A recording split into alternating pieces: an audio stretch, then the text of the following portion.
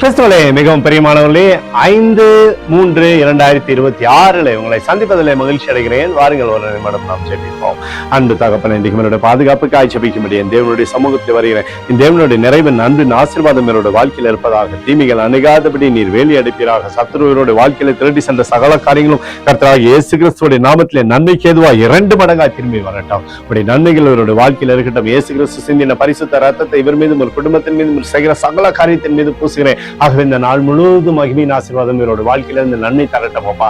சங்கீதம் 94:18 படி, கர்த்தாவே உமது கிருபை என்னை தாங்குகிறது என்று சொல்லி எழுதப்பட்டக்கூடிய வார்த்தையின்படி ஆண்டவரே உம்முடைய கிருபை இவரை தாங்கி வழி நடத்தட்டும். அற்புதத்தினாலே நிரப்புங்கப்பா, பாதுகாத்து வழி நடத்துங்க. இயேசுவின் நாமத்திலே ஒப்பு கொடுத்து ஜெபிக்கிறேன் நல்ல பிதாவே, ஆமென். பிரியமான ஜெப பங்காளரை, ஒரு நிமிடம் நம்ம இந்திய தேசத்திற்காக ஜெபிப்போம்.